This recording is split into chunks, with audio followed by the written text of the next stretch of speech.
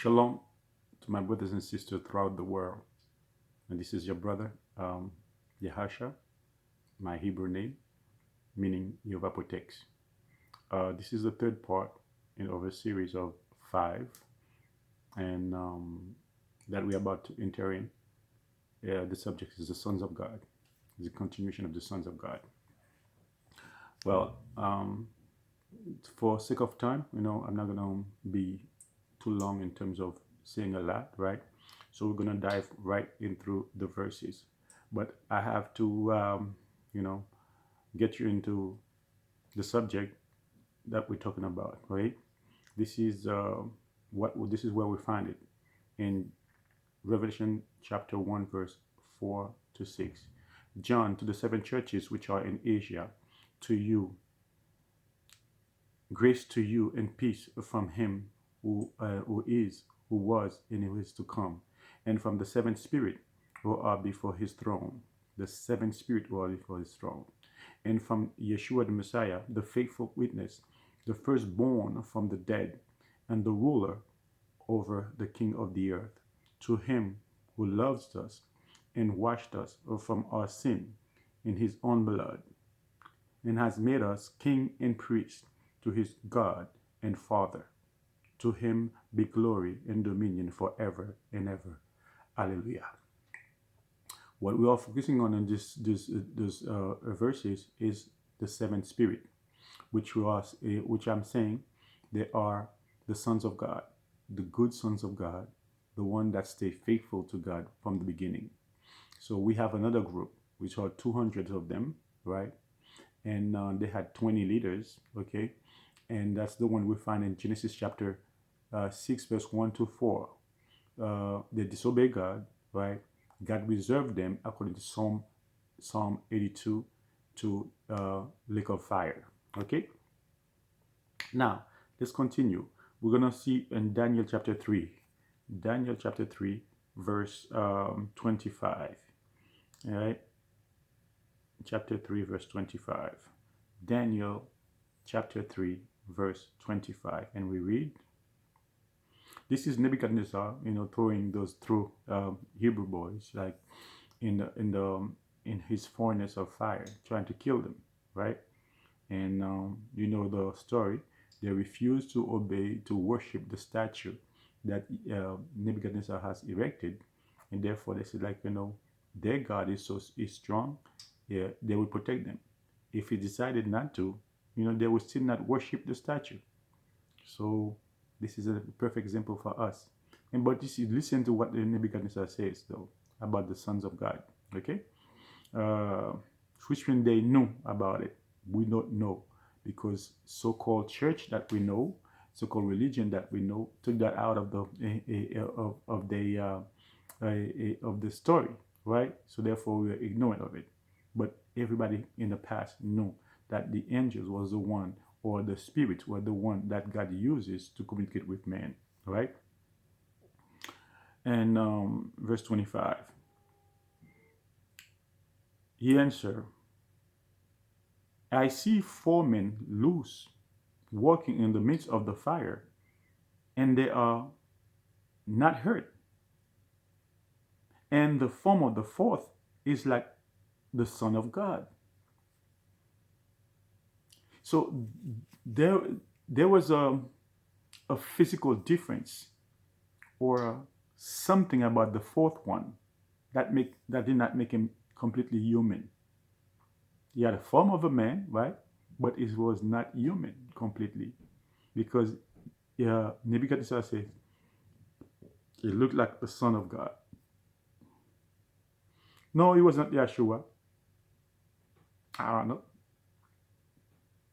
All right, but it was one of them. It could have been him also, but it was one of the sons of God. But I believe he was one of the seven. Right.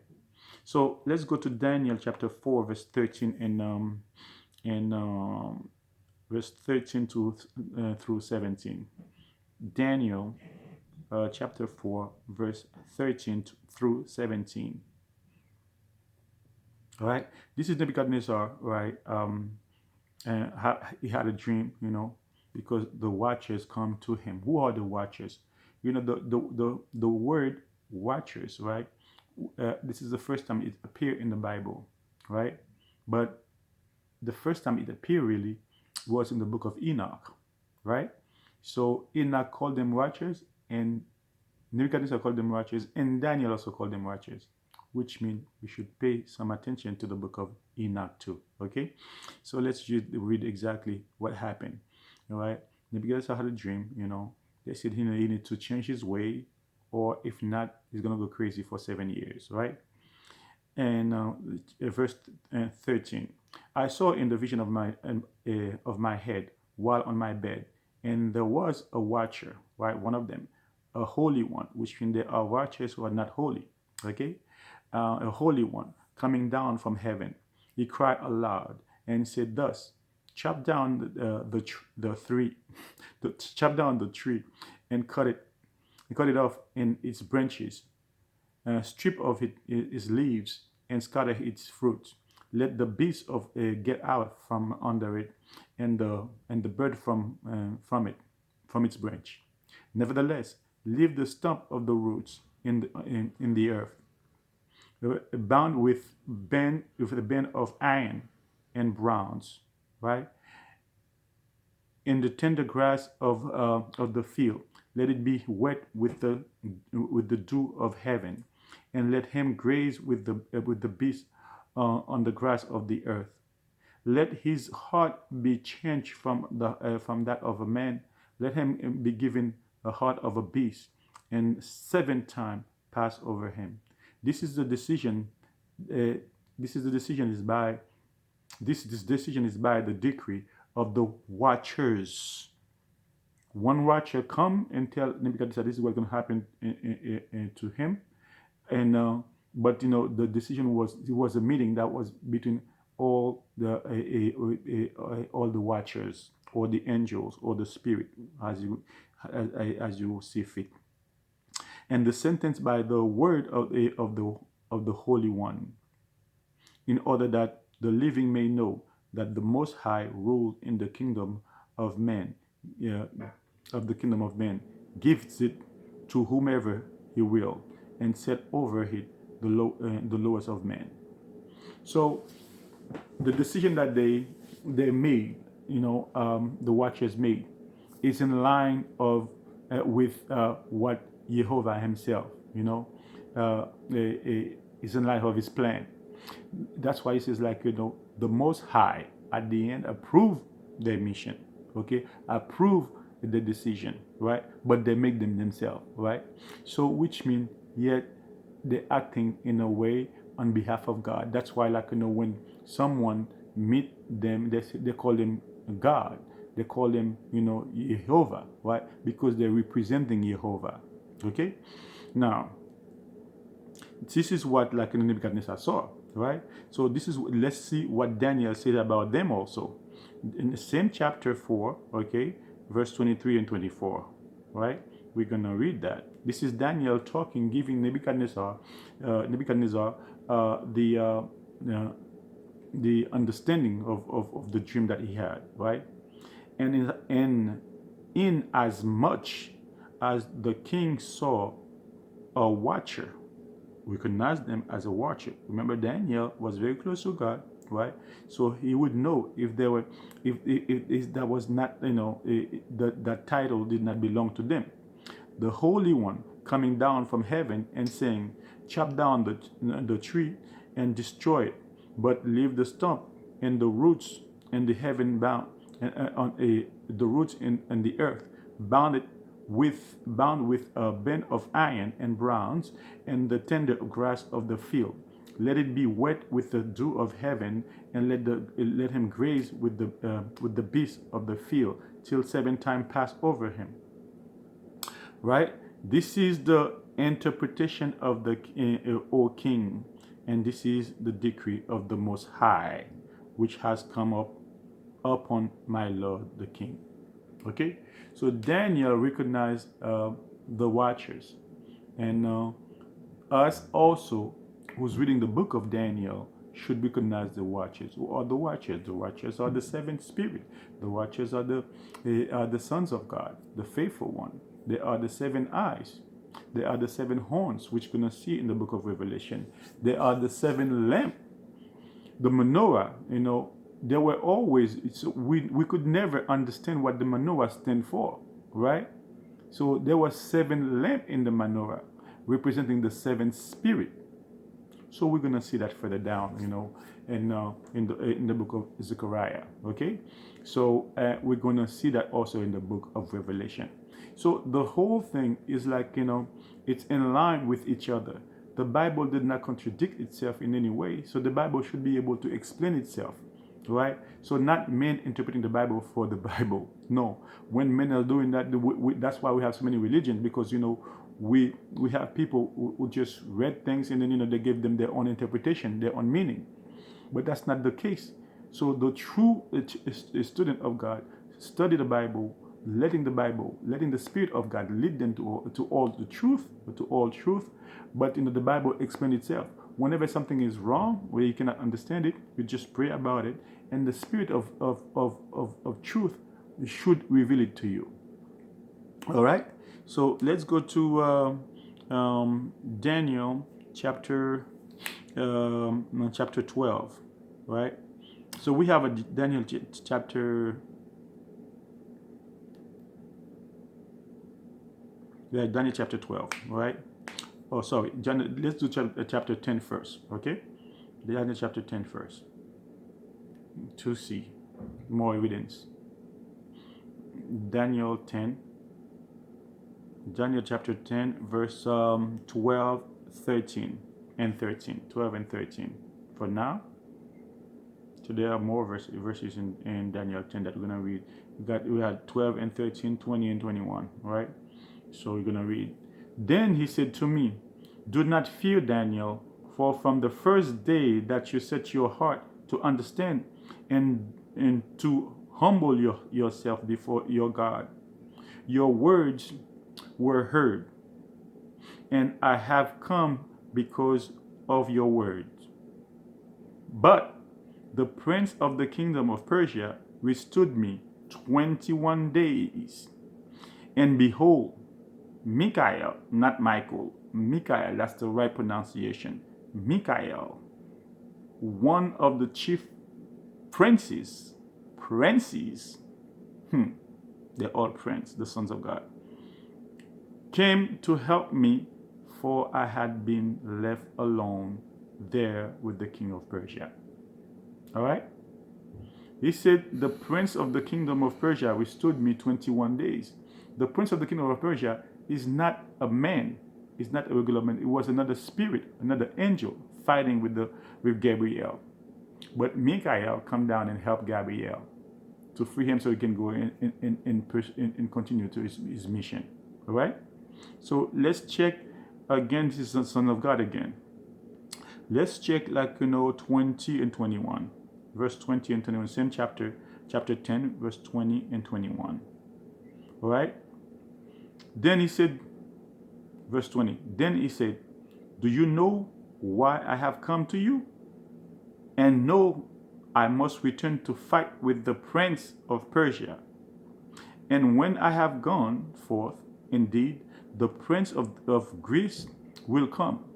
Again, this stand up, okay? This stand off or stand up, whatever, between those two angels, right? Those princes, right? They're between the good sons of God and the bad sons of God. The rebellious sons of God and the faithful sons of God. Okay? So when they talk about the prince of Greece or the prince of Persia, these are the one that in control of the world right now. Right? Satan is the prince of this world. So he gave his soldiers, places like they can rule. So Greek, right, at that time, or Persia at that time, had those guys in charge of those places, but they gave them to human being, to rule. But they are the one behind the human being that's ruling, right? That's how it works. All right, now let's go to Daniel chapter 12, verse uh, uh, chapter 12, verse 1 and 2. All right? And at that time, Michael shall stand, right? The great prince who stand watch over the son of your people. And there shall be a time of trouble, such as never was since there was a nation, even to that time. And at that time your people shall be delivered, every one who is found written in the book. And many of those who sleep in the dust of the earth shall awake, some for everlasting life, some to shame and everlasting contempt. Uh, contempt. Uh, um, Again, Michael, as a lot of people, other religions say, okay, the one that I was in, said Michael is Yeshua. No, Michael is not Yeshua. Michael is an archangel, okay, but Yeshua is Yeshua. Michael is part of the seven spirit, okay. Gabriel is part of the seven spirit, but Michael is not Yeshua, right? It's not Jesus. Let me say it like that because that's the name we're more familiar with around here, okay? But Michael is not Jesus. He was an archangel that gonna use, and Daniel called him the prince, our prince, right? So we have to understand things in the category, you know. So that's why, like, you know, a lot of people don't understand the Bible. Sometimes they mix everything together. So you have to be able to decipher, right, which one is which, okay? And we have to be able to decipher which event, you know, that happened first and that happened second and all that, right? So we need to understand these things, right? So you can have a better understanding of the Bible. All right, so let's continue here. In Zechariah chapter 3, verse 9. Zechariah chapter 3, verse 9. Zechariah chapter 3, verse 9. Zechariah chapter 3, verse 9.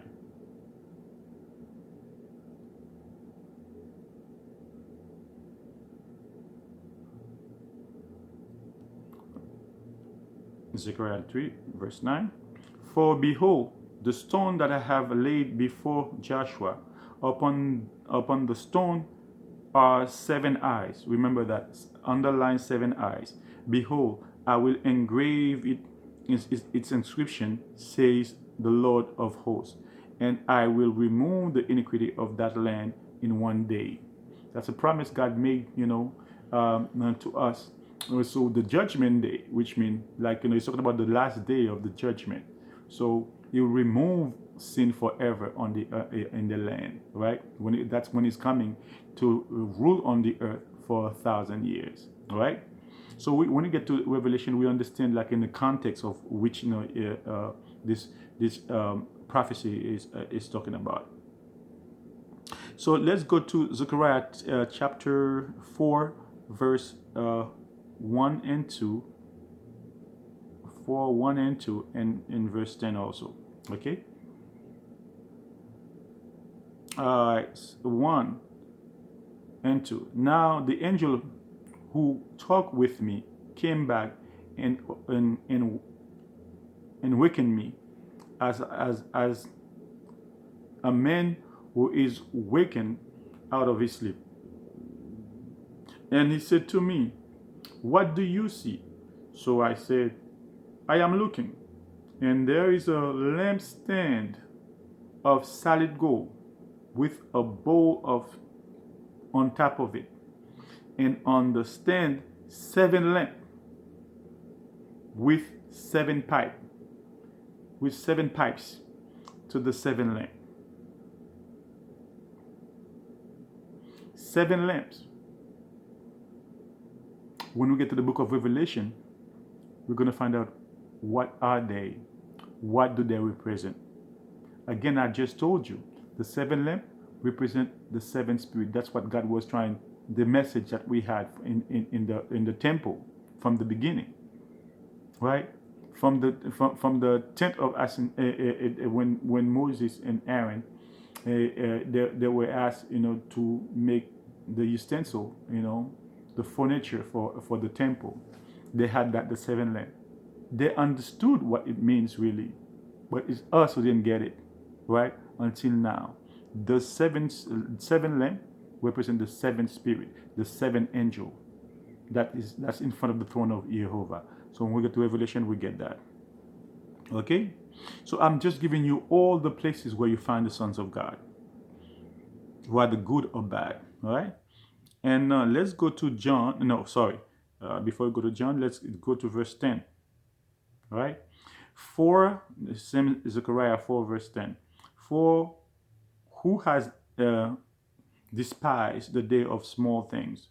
For the seven rejoice, or the seven eyes, to see the plumb line, right, or seven angel, the plumb line of the land of Zerubbabel. There are the seven eyes of the Lord, which scan and fro throughout the whole earth. Same thing that's being said here is being repeated in Revelation chapter 5 verse 6. When we get there, we'll see it. All right? Now, let's see what Yeshua said about the sons of God. Am I crazy to advance something like that?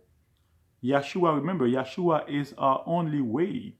Is the one that leads us in the path of righteousness. So Yeshua would never have made a statement that would lead us away from the truth, right? So let's look at John chapter 10, verse 22 first, and 34 and 35, right? So we're going to look at John and see what Yeshua said himself about the sons of God. All right? John chapter 10. So the reason why I'm using verse 22 is to establish where Yeshua was, in which, he was in Jerusalem, right, for the Feast of Dedication. Feast of Dedication is not one of the feasts that we're supposed to follow, okay? But the Jews went to a problem with the Greeks, right? The Antiochus, right, who invaded Judah. They roasted a pig on the altar, defiled the altar. So they took the temple back, and they rededicate this temple back to Yehovah. So therefore, since then, they have a feast called the Feast of Dedication, or Feast of Light. And there's a legend. They said they had a lamp that stayed burning for 8 days. Nah, people said that was not true. But they rededicate the temple or the altar to God for 8 days, right? So since then they've been feasting. They've been following that. But it was not a command from God.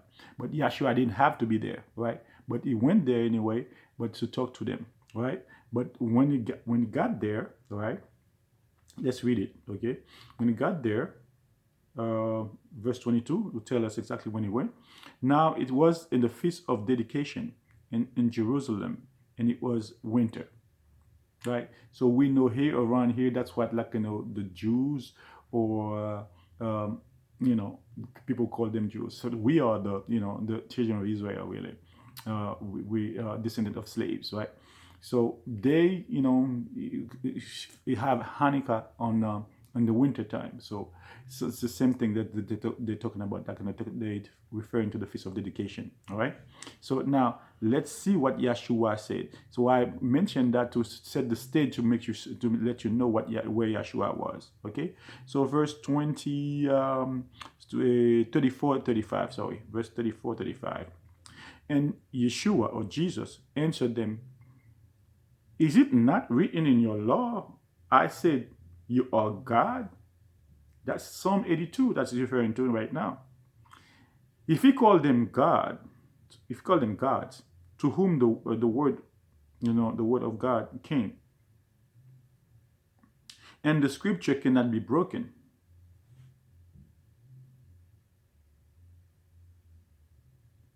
Because Yeshua said that is the Son of God, they were about to stone him.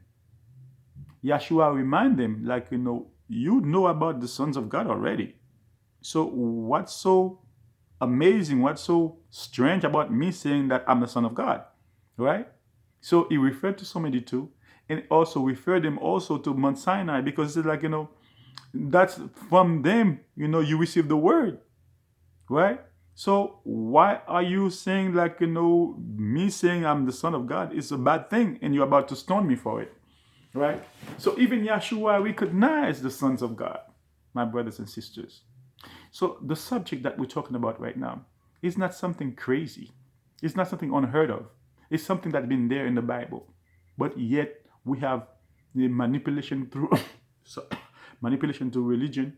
We have a control to religion, right? We have intimidation through religion. So therefore, these are the things that they choose not to talk about because they probably didn't understand it yet. They didn't know it yet, right? Or maybe they decided not to talk about it because they wanted to, okay? But we, at the end right now, the true Israelites, the Hebrews, right? All 12 tribes are waking up right now. These are the things that we're supposed to know so we can understand the book of Revelation and Daniel. So when we read, like, Daniel chapter 4, we can understand what it means. When we go to Revelation chapter 1, verse 4 to 6, when they talk about seven spirit or seven angels or seven lamps, seven eyes, or seven horn, we know what exactly he's talking about. Now this is not a taboo for us anymore. Even the book of Revelation is being decoded right now. So we're going to study that and see. My brothers and sisters, this is not something to play with right now. It is serious. And I invite you to check them yourself.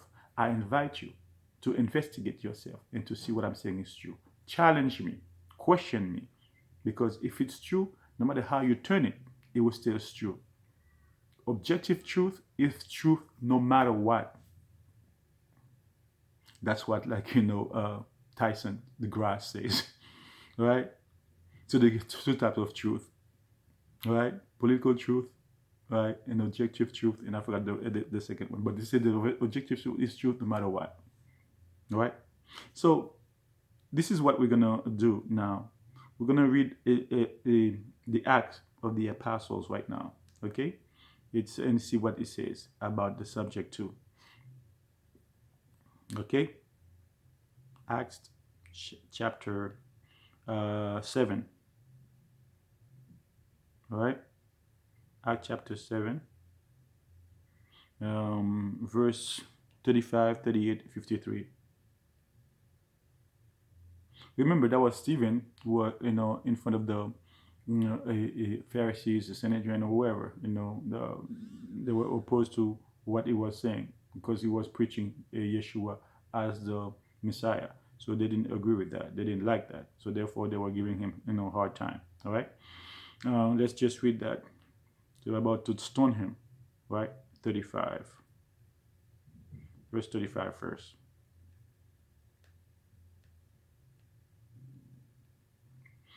This Moses, whom and they rejected, saying, who made you a ruler and a judge? Is the one God sent and to be the ruler and a deliverer by the hand of the angel who appeared to him in the bush. So Stephen is saying, like, the angel of the Lord appeared to Moses, which is the Son of God. Again, 38. This is he who was in the congregation in the wilderness with the angel who spoke to him in Mount Sinai with our father, the one who received the living oracle to give to us. The angels gave to Moses the living oracle. He says, this is he. Who is he? He's talking about exactly Yeshua. What does that mean? Yeshua was there, giving the living oracle to Moses for us. That's what it says in Acts. Verse 53.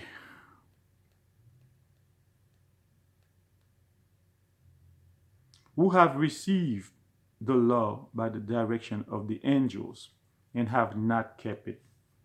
Who? Us.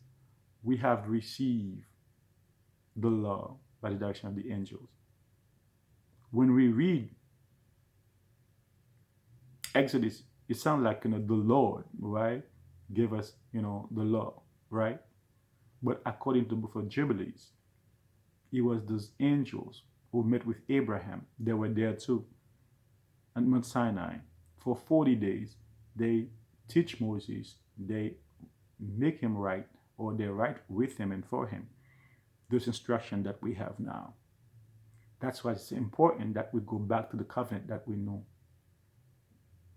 Stop listening to religions that us like anybody that come to you that tells you there's certain things in the Bible that you should not follow anymore, laws that you should not follow, is lying to you. Because Yeshua said, as long heaven and earth exist, there will not be an iota or no letter that will come out of the law until all is fulfilled. So there's one thing, that was there temporarily. Temporarily was the sacrifice. When Yeshua came, he gave his blood.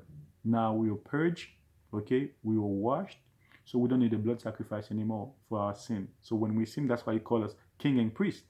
So the king part, so it's like we're gonna rule with him. The priest part is when we sin, we can get on our knees and pray and ask for forgiveness. So now we are in a kingdom of priests, a kingdom of Melchizedek. So we're gonna talk about this subject later on.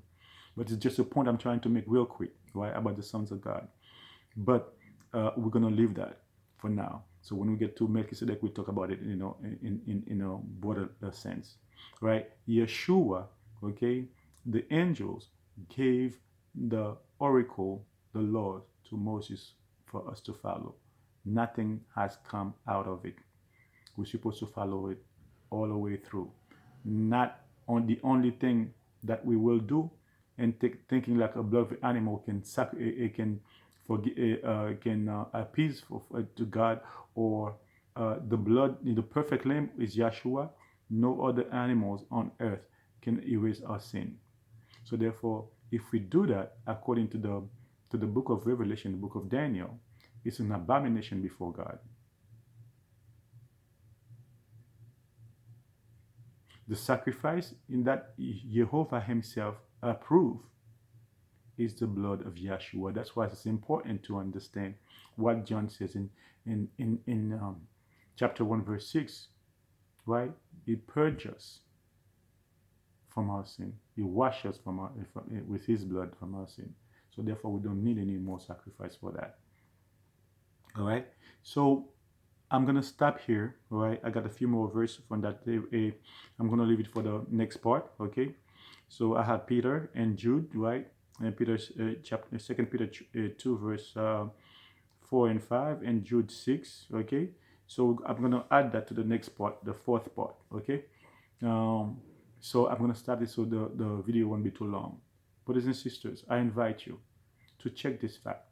If anybody wanna find this video and they have question, right?